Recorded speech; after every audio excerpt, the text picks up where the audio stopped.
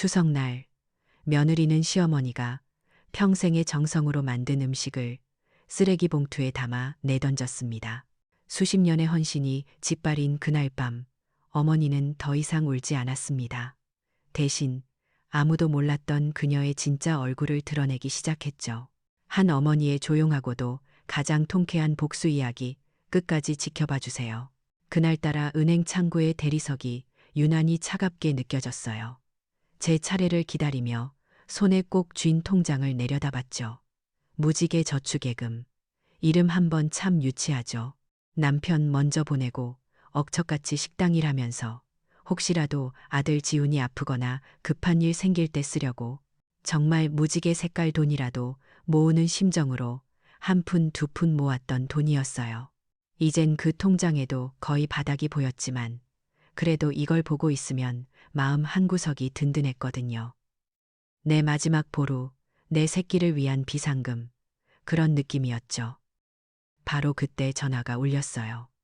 화면에 내 아들이라고 뜨는 걸 보니 심장이 철렁 내려앉는 것 같았어요. 펀드 매니저로 일하는 우리 아들, 얼마나 바쁘면 이 어미한테 전화 한 통 할 시간이 없겠어요. 그런데 목소리가 심상치 않았어요. 아주 다급하고 뭔가에 잔뜩 쫓기는 사람처럼요. 엄마, 죄송해요. 이렇게 갑자기 전화드려서. 근데 정말 급해서 그래요. 무슨 일이냐고, 몸은 괜찮냐고 물을 새도 없이 아들의 말이 쏟아졌어요. 천년에 한 번 올까 말까 한 투자 기회가 있는데 딱 2천만 원이 부족하다는 거예요. 이것만 있으면 몇 달 안에 2배, 3배로 불릴 수 있다면서요. 제 귀에는 그저 아들의 절박한 목소리만 들렸어요. 똑똑하고 야무진 내 아들이 이렇게까지 말할 정도면 정말 보통 기회는 아니겠구나 싶었죠. 엄마, 이번 한 번만 도와주세요. 제가 꼭 2배로 갚을게요. 정말이에요. 그 말이 뭐라고, 그깟 돈이 뭐라고. 아들이 성공한다는데, 아들이 더 높은 곳으로 올라간다는데, 어미가 돼서 그걸 막을 수는 없잖아요. 잠깐 망설였던 건 사실이에요. 이 통장을 깨면 정말 내 수중엔 당장 쓸 돈 몇 푼 남지 않는다는 걸 알았으니까요. 하지만 그 생각은 정말 찰나였어요. 내 노후보다는 내 아들의 미래가 100번, 1000번은 더 중요했으니까요. 알았다, 아들. 걱정하지 마라. 엄마가 바로 보내줄게. 전화를 끊고 창구로 다가갔어요. 젊은 은행 직원이 걱정스러운 눈빛으로 저를 쳐다보는 것 같았지만 애써 외면했죠. 무지개 통장 해지해주세요. 그 말이 어찌나 안 나오던지. 통장 잔고 2345, 120원. 거기서 정확히 2천만 원을 지훈이 계좌로 붙여달라고 했어요. 내 평생의 일부가, 내 땀과 눈물이 그렇게 순식간에 숫자가 되어 사라지는 걸 멍하니 바라만 봤어요. 그래도 괜찮았어요. 내 아들이 저 멀리 날아오를 수만 있다면 내 날개 한쪽쯤은 꺾여도 상관없다고 생각했으니까요. 며칠 뒤 며느리 서연이에게서 전화가 왔어요. 상냥하고 애교 많은 목소리로 어머니, 저 서연이에요. 잘 지내시죠? 하고 묻는데 참 예쁜 아이였어요. 소셜미디어에서 수십만 명의 사람들에게 부러움을 사는 완벽한 아내이자 엄마. 그런 애가 내 며느리라는 게 늘 자랑스러웠죠. 어머니, 다름이 아니라 저희가 급하게 제주도로 출장을 가게 됐어요. 하윤이도 같이요.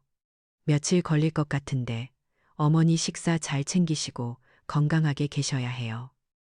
손녀딸 하윤이 목소리라도 듣고 싶었지만 바쁘다니 어쩔 수 없죠. 서운한 마음이 왜 없었겠어요. 하지만 성공한 아들, 잘나가는 며느리를 둔 늙은 어미는 그저 조용히 응원해 주는 게 도리라고 생각했어요. 그들의 화려한 세상에 내가 짐이 되어서는 안 되니까요. 그리고 일주일이 흘렀어요. 달력에 빨갛게 동그라미 쳐놓은 날, 바로 내 72번째 생일이었죠. 아침부터 혹시나 아들이, 며느리가 전화라도 한 통 줄까 싶어 손에서 휴대폰을 놓지 못했어요. 하지만 점심이 지나고 저녁이 다 되도록 전화는 울리지 않았어요. 혼자 끓인 미역국이 식어가는 걸 보며 생각했어요. 그래, 제주도 출장이 바쁜가 보지. 걔들이 날 잊었을 리가 없어. 적적한 마음에 무심코 휴대폰을 들여다보다가 친구가 저를 태그했다는 알림을 봤어요. 무슨 일인가 싶어 눌러봤죠. 화면 가득 펼쳐진 건 눈부시게 파란 바다와 하얀 백사장이었어요. 제주도가 아니었어요. 와이키키 해변, 하와이였어요. 사진 속에는 내 아들 지훈이, 며느리 서연이, 그리고 토끼처럼 예쁜 내 손녀 하윤이가 활짝 웃고 있었어요. 그리고 그 옆에는 사돈 부부가 세상에서 가장 행복한 표정으로 서 있었죠. 화려한 꽃목걸이를 걸고 샴페인 잔을 부딪히며 며느리의 글이 사진 아래에 적혀 있었어요. 사랑하는 우리 부모님, 결혼 35주년 기념 하와이 여행. 세상에서 제일 사랑하는 사람들과 함께하는 꿈 같은 시간. 오래오래 건강하게 함께해요. 심장이 쿵 하고 바닥으로 떨어지는 것 같았어요.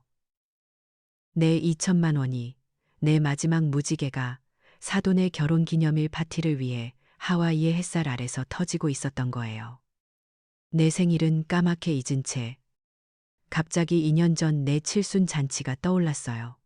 동네 고깃집에서 조촐하게 치렀죠. 그것도 결국엔 내가 계산했어요. 어머니, 저희가 다음에 더 좋은 곳 모실게요. 그 약속은 한 번도 지켜진 적이 없었죠. 배신감보다 더 무서운 건 내가 얼마나 어리석었는지 깨닫는 순간이었어요. 나는 그저 돈이 필요할 때만 찾는 편리한 현금 인출기에 불과했던 거예요. 엄마라는 이름으로 포장된 며느리의 소셜미디어 속 완벽한 가족 사진. 그 화려한 이미지의 밑바탕에는 내 희생과 눈물이 얼룩져 있었어요. 나는 그들의 행복한 그림에 포함되지 않는 지워져야 할 배경일 뿐이었죠. 눈물이 날 것 같았지만 이상하게 눈물이 나오지 않았어요. 대신 가슴속 깊은 곳에서부터 차가운 분노 같은 것이 천천히 차올랐어요. 평생을 자식 하나만 바라보고 살았는데 내 인생은 대체 뭐였을까요? 이 좁고 어두운 단칸방에서 식어빠진 미역국을 앞에 두고 하와이의 눈부신 햇살 아래 웃고 있는 아들 가족 사진을 보고 있는 이 순간. 이게 내 72년 인생의 결과물이었어요. 더 이상 슬퍼하고 있을 수만은 없었어요. 휴대폰을 내려놓고 천천히 자리에서 일어났어요. 삐걱거리는 무릎을 짚고 침대 쪽으로 걸어갔죠. 그리고 망설임 없이 침대 밑 가장 깊숙한 곳으로 손을 뻗었어요. 손끝에 차갑고 묵직한 감촉이 느껴졌어요. 먼지 쌓인 낡은 쇠상자, 수십 년간 잊고 지냈던, 아니, 애써 잊으려고 했던 내 과거이자 어쩌면 내 마지막 희망일지도 모르는 그것을 천천히 끌어냈어요. 덜컹 하고 상자가 바닥에 놓이는 소리가 내 텅 빈 방을 무겁게 울렸어요. 그래요. 이제 정말로 때가 된 것 같았어요. 내 인생을 되찾을 때가. 상자 뚜껑을 연이 쾌쾌한 먼지 냄새와 함께 오래된 종이 냄새가 훅 끼쳐왔어요. 그 안에는 별게 없었죠. 빛바랜 흑백 사진 몇 장, 남편이 쓰던 낡은 만년필, 그리고 손때 묻은 누런 서류 봉투 하나. 그 봉투를 꺼내드는데 거칠어진 내 손등 위로 길게 난 흉터가 눈에 들어왔어요. 25년도 더 된 상처인데 꼭 어제 생긴 일처럼 모든 게 생생하게 떠오르더라고요. 지훈이 아빠가 허망하게 공사장에서 사고로 세상을 떠나고 정말 세상에 저와 어린 지훈이 딱 둘만 남았었죠. 보상금이라고 나온 돈은 턱없이 부족했고 당장 먹고 사는 게 막막했어요. 그때부터였어요. 제가 하루에 서너 시간만 자면서 악착같이 돈을 벌기 시작한 게. 새벽에는 공사장 인부들을 상대로 하는 한바집에 나가 국밥을 팔고 밤에는 캄캄한 주방 구석에 쪼그려 앉아 산더미 같은 그릇을 닦았어요. 어느 추운 겨울날이었나. 너무 피곤해서 깜빡 조는 사이에 팔팔 끓는 기름 솥을 엎지르는 바람에 생긴 흉터예요. 이게 살이 익는 고통보다 병원비 걱정에 발을 동동 굴렀던 기억이 나네요. 그때는 정말이지 내 몸뚱어리 하나 망가지는 것 따위는 아무것도 아니었어요. 오직 내 아들, 지훈이 하나만 잘 키울 수 있다면. 그렇게 모은 돈을 탈탈 털어서 친구 말만 믿고 파주에 쓸모없는 밭되기 하나를 샀어요. 곧 신도시가 들어선다는 말에 이게 마지막 기회다 싶었죠. 하지만 세상 일이 어디 뜻대로 되나요? 개발 계획은 취소됐고 제 전 재산은 아무도 거들떠보지 않는 잡초만 무성한 땅으로 변해버렸어요. 하늘이 무너지는 것 같았지만 누구를 탓하겠어요. 어리석었던 제 잘못이죠. 그래서 그 땅 문서를 이 쇠상자에 넣어 잠그고 다신 열어보지 않았어요. 비싼 수업료를 냈다고 그냥 그렇게 잊어버리기로 한 거예요. 세월이 흘러 지훈이는 번듯한 청년으로 자라 펀드 매니저가 되었고 저는 허리가 휘도록 식당 일을 계속했죠. 그러던 어느 날이었어요. 늦은 밤 설거지를 마치고 퉁퉁 부은 다리를 주무르며 텔레비전을 보는데 뉴스에서 익숙한 지명이 들리는 거예요. 파주 스마트시티 개발 계획 확정. 심장이 멎는 줄 알았어요. 제가 실패한 투자라고 인생의 오점이라고 생각하며 처박아 뒀던 그 땅이 하루아침에 금싸라기 땅으로 변했다는 소식이었죠.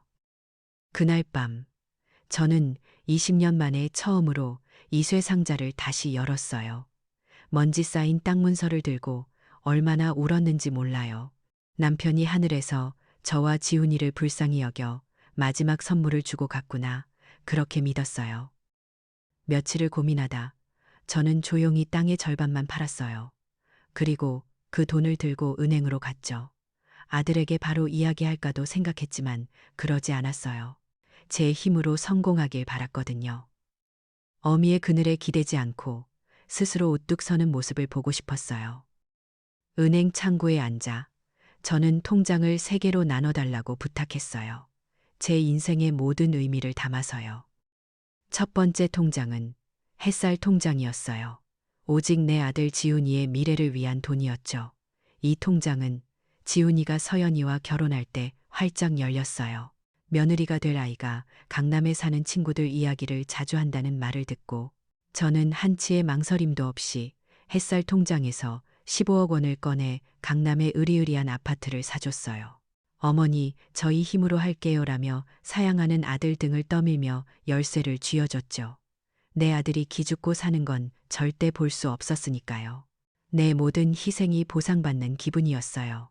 그 아파트 등기 권리증을 보며 얼마나 행복했는지 몰라요. 두 번째 통장은 무지개 통장이었어요. 혹시 모를 긴급한 상황을 위한 비상금이었죠. 하지만 그 통장은 어느새 지훈이네 가족의 전용 ATM기가 되어버렸어요. 처음에는 하윤이 국제학교 입학금이 급하다는 거였고, 다음에는 서연이가 인플루언서 활동에 필요하다며 명품 가방 값을 요구했어요. 어머니, 체면이 있잖아요. 하윤이 친구들은 다 하는데. 그런 말을 들으면 마음이 약해져서 어쩔 수가 없더라고요. 사이트 191. 그렇게 무지개는 색을 잃어갔고 이번 하와이 여행을 끝으로 완전히 텅 비어버렸죠. 그리고 마지막 세 번째 통장. 그건 바로 숟가락 통장이었어요. 평생 남을 위해 밥을 펐으니 내 마지막 순간에 내 밥그릇에 담을 밥 한 숟가락은 남겨둬야겠다는 심정으로 만든 돈이었죠. 이 통장의 존재는 하늘과 저 오직 둘만 알아요. 15억짜리 집을 아들 손에 쥐어주던 그날의 뿌듯함이 지금은 살을 내는 듯한 배신감으로 돌아와 심장을 찌르고 있었어요. 나는 아들의 미래를 위해 햇살을 선물했지만 아들은 내 마지막 무지개마저 아사가 사돈의 파티를 빛내주었네요. 나는 희생을 사랑이라 믿었지만 그들에게 내 사랑은 그저 이용하기 편리한 자산에 불과했던 거예요. 사이트 191. 서류 봉투에서 낡은 통장 하나를 꺼내 펼쳐봤어요. 숟가락 통장이었죠. 거기에 찍힌 잔액을 저는 글자를 처음 배우는 아이처럼 손가락으로 하나하나 짚어가며 읽어 내려갔어요. 눈물이 흐를 법도 한데 이상하게 눈앞이 아주 맑고 또렷했어요. 가슴을 짓누르던 슬픔과 자기 연민이 사라진 자리에 차갑고 단단한 무언가가 들어차는 느낌이었어요. 그래요. 이제 더는 햇살도 무지개도 없어요. 이제 남은 건 내 마지막 존엄을 지켜줄 이 숟가락 하나뿐이었죠. 그리고 저는 이 숟가락으로 내 밥그릇을 깨뜨리려 했던 그들에게 아주 뜨거운 맛을 보여줄 생각이었어요. 하와이 사건 이후 제 마음속에서는 무언가 아주 단단하게 굳어버렸어요. 슬픔이나 분노 같은 감정보다는 차갑고 투명한 유리벽이 제 심장을 둘러싼 느낌이었죠. 더는 상처받지 않겠다는, 내 스스로를 지키겠다는 결심이었어요. 그렇게 마음을 다잡고 나니 오히려 아들 내외의 다음 행동이 궁금해지더군요. 분명히 또 돈을 요구하러 올 텐데 이번에는 어떤 명분을 들고 올까? 저는 그저 조용히 제 덫으로 걸어 들어올 사냥감을 기다리는 사냥꾼처럼 그들을 기다렸어요. 예상대로 추석을 며칠 앞둔 날이었어요. 저녁 무렵 초인종이 울리더니 문 앞에 지훈이와 서연이가 서 있더군요. 양손에는 번쩍이는 포장지로 싼 최고급 한우 세트와 값비싼 홍삼 액기스 상자가 들려 있었어요. 평소에는 전화 한 통 없던 녀석들이었죠. 그들의 얼굴에는 어색하지만 계산된 미소가 걸려 있었어요. 예전 같았으면 아들이 와준 것만으로도 감격해서 눈물부터 글썽였겠지만 이제 저는 그 미소 뒤에 숨겨진 진짜 의도를 볼 수 있었어요. 어머니, 곧 추석인데 인사드리러 왔어요. 이거 어머니 좋아하시는 거예요. 서연이가 콧소리를 섞어 말하며 선물 상자를 내밀었어요. 저는 말없이 그걸 받아 부엌 한쪽에 밀어뒀죠. 그 비싼 선물들이 제 눈에는 그저 다음 부탁을 위한 뇌물로밖에 보이지 않았거든요. 아니나 다를까 형식적인 안부 인사가 몇 마디 오가고 나자 지훈이가 조심스럽게 본론을 꺼냈어요. 어머니, 드릴 말씀이 있는데요. 정말 다시 없을 기회라서요. 또 투자 이야기였어요. 이번에는 무슨 유망한 바이오 회사의 비상장 주식이라나 뭐라나. 자기 동료들만 아는 고급 정보인데 딱 5천만 원만 있으면 몇 달 안에 집 한 채 값을 벌 수 있다는 허황된 이야기였죠. 하윤이 유학 자금을 미리 마련해둬야 한다느니 나중에 어머니 더 편하게 모시려면 지금 기회를 잡아야 한다느니 둘이서 아주 완벽한 연극을 펼치고 있었어요.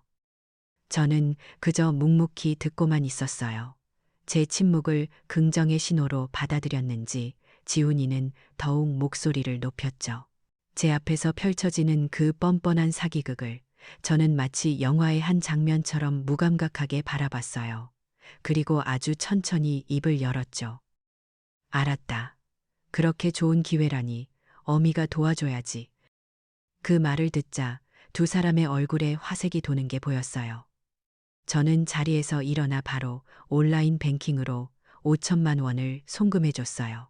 이제는 텅 비어버린 무지개 통장의 잔액을 긁어 모아 마련해둔 돈이었죠. 어차피 그들에게 줄 마지막 돈이라고 생각하니 조금도 아깝지가 않았어요. 오히려 마지막 미끼를 던진 기분이었죠. 돈을 받자마자 그들은 금세 자리에서 일어섰어요. 바쁘다는 핑계를 대면서요. 현관문 앞에서 신발을 신는 그들을 배웅하는데 닫히는 문틈으로 서연이가 지훈이에게 속삭이는 소리가 희미하게 들려왔어요. 거봐, 내가 뭘 했어. 이 촌스러운 늙은이는 구슬리면 다 넘어온다니까. 생각보다 너무 쉽네. 문이 닫히고 저는 한참을 그 자리에 서 있었어요. 눈물이 나지 않았어요. 화도 나지 않았어요. 그저 확인 사살을 당한 기분이었죠. 내 아들과 며느리에게 나는 그저 속이기 쉬운 촌스러운 늙은이일 뿐이었어요. 그들의 마지막 속삭임은 제 가슴에 남아있던 아주 작은 미련의 불씨마저 완전히 꺼뜨려 버렸어요. 그리고 추석 당일이 되었어요. 저는 새벽부터 일어나 온갖 정성을 다해 음식을 준비했어요. 밤을 새워 소갈비찜을 재우고 오색 찬란한 꼬치전을 부치고 손이 많이 가는 잡채도 만들었죠. 이제는 이게 그들에게 주는 마지막 음식이 될 거라고 생각하면서요. 제 수십 년의 희생과 사랑을 이 음식에 모두 담아 마지막으로 보여주고 싶었어요. 하지만 강남의 으리으리한 아들 집에 들어서는 순간 제 기대는 산산조각이 났어요. 집 안은 이미 사돈 식구들로 북적이고 있었고 저를 반기는 사람은 아무도 없었죠. 서연이는 제가 들고 온 음식 보따리들을 보더니 표정 하나 바뀌지 않고 부엌 구석을 손가락으로 가리켰어요. 어머니, 음식은 저기 구석에 두세요. 손님상에는 저희가 따로 준비한 케이터링 음식을 올릴 거라서요. 제 정성이 담긴 음식들은 마치 배달 음식처럼 취급받으며 주방의 가장 차가운 타일 바닥 위에 놓였어요. 거실에서는 와인잔을 부딪히는 소리, 그들만의 화려한 대화가 오갔지만 저는 그 어디에도 낄 수 없었어요. 저는 그저 투명 인간이었죠. 저녁이 되자 그들은 비싼 프라이빗 콘서트를 보러 간다며 모두 차려입고 집을 나섰어요. 텅 빈 집에 저 혼자 덩그러니 남겨졌죠. 하루 종일 굶어 허기가 몰려왔어요. 식탁 위를 보니 아주 고급스러운 나무 상자 하나가 놓여 있더군요. 열어보니 보석처럼 예쁜 수제 양갱이 들어 있었어요. 사돈댁에서 가져온 선물이겠거니 별 생각 없이 하나를 꺼내 입에 넣었어요. 달콤한 팥앙금이 입안에 퍼지는데 어쩐지 눈물이 날 것 같았죠. 얼마 후 모두가 집으로 돌아왔어요. 서연이는 식탁 위에 열린 양갱 상자를 보더니 그 예쁜 얼굴이 순식간에 악기처럼 변했어요. 어머니, 누가 마음대로 남의 물건에 손대라고 했어요. 그녀의 날카로운 비명에 온 가족의 시선이 저에게로 쏠렸어요. 알고 보니 그 양갱은 서연이가 아주 중요한 사업 파트너에게 주려고 몇 달 전부터 예약해둔 한정판 선물이었던 거예요. 이까짓 양갱 하나가 제 사업을 망칠 뻔했어요. 어머니는 이게 얼마짜리인 줄 아세요? 저는 아무 말도 할 수 없었어요. 그때 제 편을 들어줄 거라 믿었던 아들 지훈이가 제게 다가와 말했죠. 하지만 그건 위로가 아니었어요. 비수였죠. 어머니, 정말 왜 그러셨어요? 이 관계가 저한테 얼마나 중요한지 모르세요? 다 망치셨어요. 그 순간 제 세상이 무너져 내렸어요. 서연이는 분이 풀리지 않는 듯 제가 아침 내내 정성껏 만들어 온 음식들이 놓인 부엌 구석으로 성큼성큼 걸어갔어요. 그리고는 그 음식들을 하나씩 아주 경멸적인 표정으로 까만 쓰레기 봉투에 쓸어 담기 시작했어요. 갈비찜, 잡채, 오색전, 제 인생과도 같았던 음식들이 악취나는 쓰레기들과 한데 뒤섞였죠. 그리고 그녀는 그 쓰레기 봉투를 제 발 앞에 툭 던졌어요. 이 쓰레기나 가지고 당장 나가세요. 다시는 우리 눈앞에 나타나지 마세요. 저는 아무 말 없이 그 쓰레기 봉투를 주워들었어요. 묵직한 봉투 안에서 제 사랑과 정성이 썩어가는 냄새가 나는 것 같았어요. 멍한 눈으로 아들을 쳐다봤어요. 하지만 아들은 제 눈을 피하고 있었어요. 그렇게 저는 제 인생을 바쳐 키운 아들의 집에서 제 손으로 만든 음식이 담긴 쓰레기 봉투를 든 채 쫓겨났어요. 아파트 현관문을 나서는 순간까지 저는 눈물 한 방울 흘리지 않았어요. 더 이상 흘릴 눈물도 아파할 마음도 남아있지 않았거든요. 그날 밤 강남의 차가운 아스팔트 위에서 저는 제 안에 있던 어머니라는 존재가 완전히 죽어버렸다는 것을 깨달았어요. 이제 남은 건 오직 복수뿐이었어요. 아주 차갑고 아주 철저한 복수 말이에요. 그날 밤 저는 쓰레기 봉투를 든 채로 얼마나 걸었는지 모르겠어요. 발이 아픈 줄도 밤 공기가 차가운 줄도 몰랐죠. 제 머릿속은 텅 비어 있었지만 이상하게도 정신은 그 어느 때보다 맑았어요.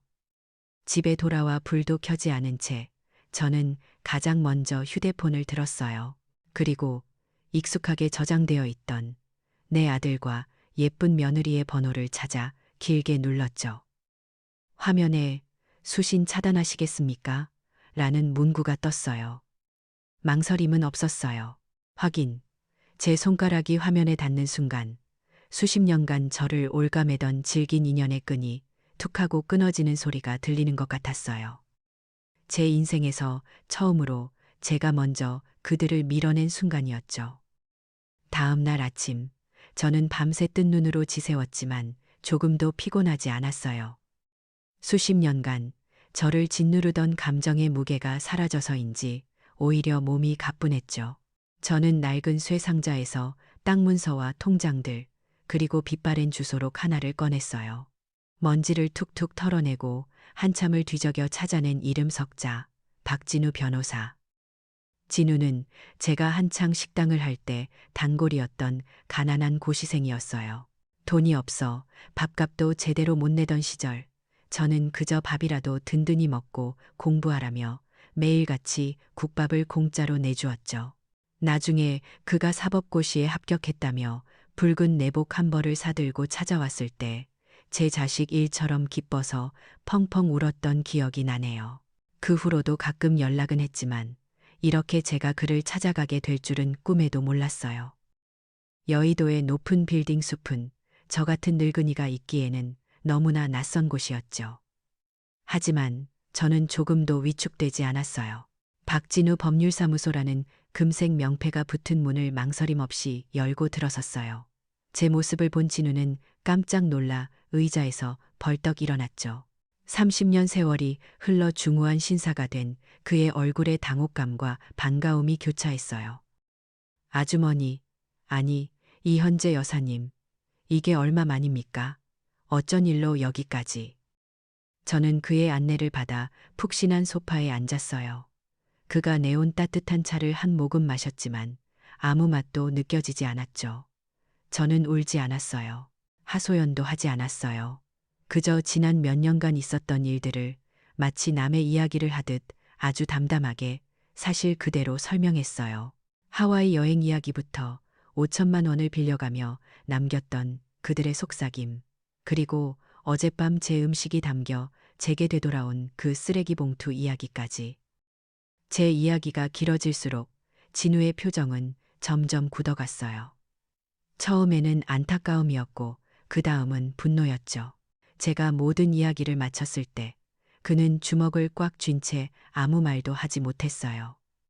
제가 그런 그에게 서류 봉투를 내밀며 말했어요. 그래서 결심했네.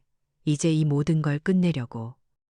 봉투 안의 서류들을 확인한 진우의 눈이 동그래졌어요.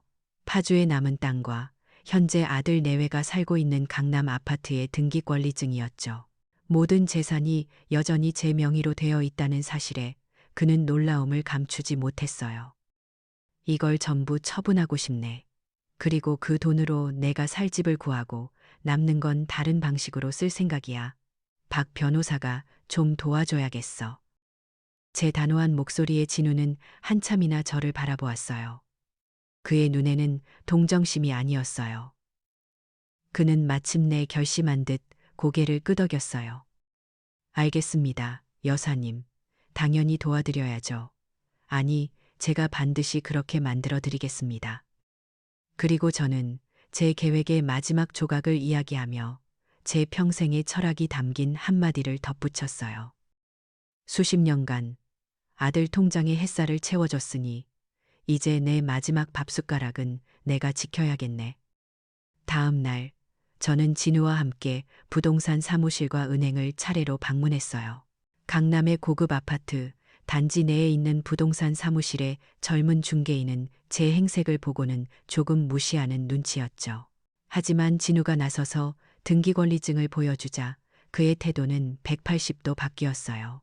그 비싼 아파트의 실소유주가 바로 저라는 사실에 입을 다물지 못했죠. 저는 매매 위임 서류에 조금의 망설임도 없이 도장을 찍었어요. 제 손은 조금도 떨리지 않았어요. 파주 땅 역시 일사천리로 진행되었어요. 이미 개발 호재로 사겠다는 사람이 줄을 선 상태였거든요. 생각했던 것보다 훨씬 더 큰 금액이 통장에 찍힐 거라는 말을 들었지만 제 마음은 호수처럼 고요했어요. 그 돈은 이제 더 이상 제 심장을 뛰게 하지 못했으니까요. 모든 서류 절차를 마치고 나오자 진우가 저에게 작은 책자 하나를 건넸어요. 더 클래식 500. 국내 최고급 시니어타운의 브로셔였죠. 화려한 사진 속에는 호텔처럼 꾸며진 방, 수영장과 피트니스 센터, 그리고 동년배 노인들이 모여 즐겁게 웃고 있는 모습이 담겨 있었어요. 평생 단칸방과 식당 주방이 세상의 전부였던 제게는 너무나 비현실적인 풍경이었죠. 여사님, 평생 고생만 하셨잖아요. 이제는 이런 곳에서 대접받으면서 편안하게 사셔야 합니다. 진우의 말에 저는 브로셔를 한참 동안 말없이 넘겨보았어요. 제 마음속에 남아있던 마지막 망설임의 조각들이 그 화려한 사진들 위로 부서져 내리는 것 같았어요. 그래요. 이건 사치가 아니었어요. 수십 년간 나를 잊고 살았던 내 자신에게 주는 당연한 보상이었죠. 저는 브로셔의 한 페이지를 손가락으로 가리키며 진우에게 말했어요. 나 여기로 하겠네. 당장 계약할 수 있도록 준비해주게.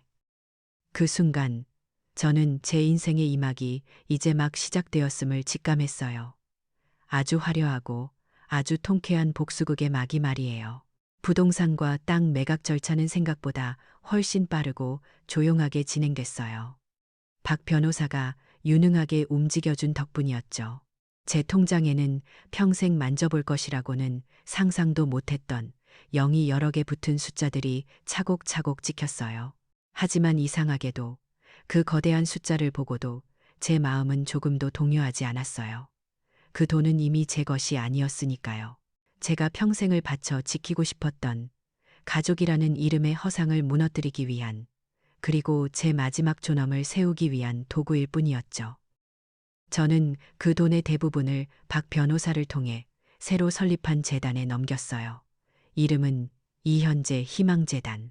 저처럼 세상에 기댈 곳 없는 아이들에게 작은 희망이라도 되어주고 싶다는 제 평생의 소원을 담은 이름이었죠.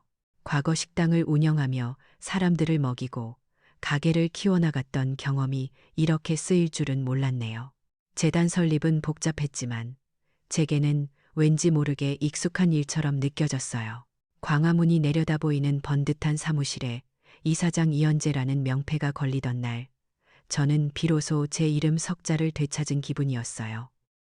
박 변호사는 제 뜻에 따라 재단 설립과 기부 사실을 몇몇 주요 언론사에 알렸어요.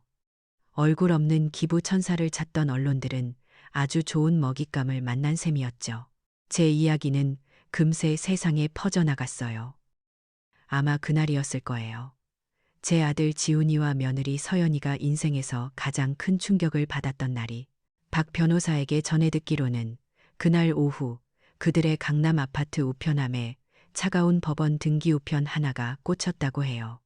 부동산 명도, 소송에 따른 퇴거 명령서, 한 달 안에 집을 비우지 않으면 강제 집행에 들어가겠다는 아주 건조하고 위협적인 문장들이 적혀 있었겠죠. 그들 인생의 가장 큰 자랑거리이자 모든 허영의 기반이었던 15억짜리 강남 아파트가 사실은 자신들의 것이 아니었다는 사실을 깨닫는 순간 얼마나 큰 충격에 빠졌을까요? 지훈이는 아마 패닉에 빠져 제게 수십 통의 전화를 걸었을 거예요. 하지만 제 휴대폰은 그들의 번호를 차단한 채 아주 조용했죠. 답답하고 미칠 것 같은 심정으로 인터넷을 뒤지던 그들의 눈에 바로 그 기사가 보였을 거예요. 평생 모은 수백억, 소외 아동 위에 기부한 얼굴 없는 천사 이현재 이사장. 기사에는 제 사진은 없었지만 제 이름과 함께 제가 설립한 재단 이야기가 아주 상세하게 실려 있었어요. 그들이 속이기 쉬운 촌스러운 늙은이라고 무시했던, 자신들의 ATM기 정도로 여겼던 늙은 어머니가 사실은 수백억 원의 자산을 움직이는 재단의 이사장이었다는 사실. 그리고 그들이 그토록 탐냈던 모든 돈의 주인이었다는 사실. 그 진실이 그들의 뒤통수를 얼마나 세게 후려쳤을까요? 하와이의 달콤했던 칵테일이 목구멍으로 역류하는 쓰디쓴 독이 되는 순간이었을 거예요. 그때부터 그들의 완벽했던 성이 무너지기 시작했죠. 특히 며느리 서연이에게는 치명타였을 거예요. 그녀의 소셜미디어는 그녀의 삶 그 자체였으니까요. 완벽한 아내, 현명한 엄마, 효심 깊은 며느리라는 이미지로 수많은 사람들의 부러움을 사던 그녀의 공간에 그날을 기점으로 전혀 다른 종류의 댓글들이 달리기 시작했어요. 어머님이 이런 분이셨는데 왜 그동안 한 번도 언급 안 하셨어요? 이런 훌륭한 시어머니를 두고 왜 사돈댁하고만 여행 가셨나요? 기사에 나온 이사장님이 혹시? 처음에는 의혹이었지만 누군가가 재단 등기부등본을 찾아내면서 모든 사실이 밝혀졌어요. 그녀의 소셜미디어는 순식간에 비난의 화살로 뒤덮였죠. 위선자, 배은망덕한 며느리, 시어머니 돈으로 사치 부리는 여자. 그녀가 그토록 공들여 쌓아 올린 허영의 탑이 와르르 무너져 내리는 소리가 제 귀에까지 들리는 듯했어요. 아들 지훈이의 상황도 다르지 않았어요. 신뢰가 생명인 금융계에서 자신의 어머니가 사회적으로 존경받는 자선 사업가라는 사실은 엄청난 후광이 될 수도 있었겠죠. 하지만 그 어머니를 제대로 부양하지 않았다는 소문이 퍼지는 순간 그 후광은 가장 치욕스러운 낙인이 되어버렸어요. 고객들의 의심 어린 눈초리, 동료들의 수군거림, 그의 입지는 하루가 다르게 좁아지고 있었을 거예요. 발등에 불이 떨어진 그들은 저를 찾아 미친 듯이 헤맸을 거예요. 가장 먼저 달려간 곳은 제가 살던 좁고 어두운 원룸이었겠죠. 하지만 그들을 맞이한 건 굳게 닫힌 문과 이사 갔음이라고 적힌 차가운 쪽지 한 장뿐이었을 거예요. 그들은 온갖 인맥을 동원해 제가 어디로 갔는지 수소문했고 마침내 제가 더 클래식 500에 입주했다는 사실을 알아냈죠. 고급 외제차를 몰고 한달음에 달려온 그들은 그곳의 화려함과 위용에 또 한 번 압도당했을 거예요.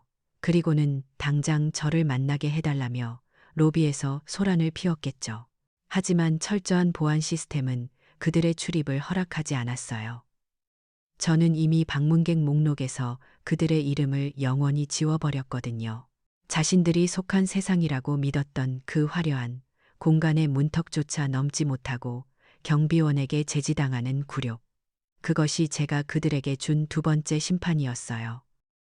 로비에서 쫓겨나 망연자실하게 서 있던 그들에게 박 변호사를 통해 제 마지막 메시지가 전달되었어요. 아마 지훈이의 휴대폰이 짧게 울렸을 거예요. 발신자는 박진우 변호사. 잠시 후 이현재 이사장님께서 로비에서 뵙기를 원하십니다. 어머니가 아니었어요. 이사장님. 그 낯설고 차가운 호칭이 이제 우리 사이에 놓인 건널 수 없는 강물의 깊이를 알려주고 있었을 거예요. 그들은 마지막 지푸라기라도 잡는 심정으로 제가 마련한 마지막 무대 위로 올라올 준비를 하고 있었겠죠. 이제 이 길고 지독한 연극의 마지막 막을 내릴 시간이었어요. 저는 약속 시간보다 조금 일찍 시니어타운의 1층 로비 라운지에 내려가 자리를 잡았어요. 통유리창 너머로 가을 햇살이 쏟아져 들어와 대리석 바닥을 금빛으로 물들이고 있었죠. 제 앞에는 향긋한 국화차가 담긴 찻잔이 놓여 있었고 잔잔한 클래식 음악이 공간을 부드럽게 감싸고 있었어요. 불과 한 달 전만 해도 퀴퀴한 곰팡이 냄새가 나는 어두운 단칸방이 제 세상의 전부였는데 지금 저는 완전히 다른 세상에 앉아 있었죠. 이 평온함, 이 여유, 이건 단순히 돈으로만 살 수 있는 게 아니었어요. 이건 제 자신을 되찾은 자만이 누릴 수 있는 존엄이라는 이름의 사치였어요. 얼마 지나지 않아 저 멀리 회전문이 부산스럽게 움직이더니 두 사람이 허둥지둥 뛰어들어왔어요. 지훈이와 서연이었죠. 며칠 사이에 얼마나 마음고생이 심했는지 그들의 모습은 제가 기억하던 것과는 사뭇 달랐어요. 늘 완벽하게 다려 입던 아들의 양복은 구겨져 있었고 수십만 명 앞에서 완벽한 미소를 짓던 며느리의 얼굴은 눈물과 화장으로 얼룩져 엉망이었죠. 그들은 로비에 들어서는 순간부터 저를 찾기 위해 필사적으로 두리번거렸어요. 마침내 창가에 앉은 저를 발견한 그들의 얼굴에 잠시 안도감이 스치는가 싶더니 이내 제 차림새를 보고는 표정이 복잡하게 변했어요. 저는 오늘을 위해 백화점에 가서 제 돈으로 처음 옷을 한 벌 사 입었거든요. 짙은 남색의 단정한 원피스에 진주 목걸이를 했죠. 평생 아들 옷, 손녀 옷만 사 입었지 제 옷을 사 입은 건 정말 처음이었어요. 그들의 눈에는 아마 제가 아주 낯설고 어렵고 또 멀게 느껴졌을 거예요. 그들은 제게로 달려오다시피 했어요. 그리고 제 테이블 앞에 서자마자 약속이라도 한 듯 털썩하고 무릎을 꿇더군요. 주변 사람들이 수군거리는 시선이 느껴졌지만 그들은 아랑곳하지 않았어요. 어머니, 저희가 정말 잘못했어요. 죽을 죄를 지었어요. 지훈이가 먼저 울음을 터뜨리며 제 손을 잡으려 했지만 저는 조용히 찻잔 쪽으로 손을 옮겼어요. 그의 머쓱해진 손이 허공에 잠시 머물다 힘없이 떨어졌죠. 어머니, 제발 용서해 주세요. 제가 어리석었어요. 제가 잠시 눈이 멀어서 어머니의 깊은 사랑도 모르고. 아들은 쉰 목소리로 모성애에 호소하기 시작했어요. 과거 제가 자신을 위해 얼마나 희생했는지, 자신이 얼마나 배은망덕한 아들이었는지를 절절하게 읊어댔죠. 옆에서 서연이는 그저 땅바닥에 이마를 댄 채 아이처럼 엉엉 울기만 했어요. 추석날 밤, 그 양갱 하나 때문에 이성을 잃고 제게 폭언을 퍼부었던 자신의 잘못을 수십 번도 더 되뇌면서요. 저는 그저 말없이 국화차만 한 모금 마셨어요. 향긋한 차 향기가 입안에 맴돌았죠. 그들의 눈물과 사죄는 제게 아무런 감흥도 주지 못했어요. 제 마음은 이미 단단하게 굳어버린 화석과도 같았으니까요. 저는 그들의 눈물 어린 눈동자 너머에서 그들의 진짜 속내를 보고 있었어요. 그건 반성이 아니었어요. 그건 탐욕이었죠. 제 이름으로 된 수백억 원의 자산에 대한 그들의 저열하고도 절박한 탐욕. 한참을 울며 불며 용서를 빌던 그들은 제 반응이 없자 서서히 본색을 드러내기 시작했어요. 어머니, 아니, 이사장님, 재단 일 힘드시지 않으세요? 그렇게 큰 돈을 혼자 관리하시려면 얼마나 힘드시겠어요. 아들인 제가 옆에서 도와드릴게요. 제가 금융 전문가잖아요. 어머니 재산을 안전하게 지켜드릴 수 있어요. 지훈이의 말에 서연이가 기다렸다는 듯 고개를 들며 거들었어요. 맞아요, 어머니. 저희가 이제부터라도 정신 차리고 효도할게요. 하윤이도 할머니를 얼마나 보고 싶어 하는데요. 저희가 어머니 옆을 지키게 해주세요. 제발요. 참으로 가증스러운 연극이었어요.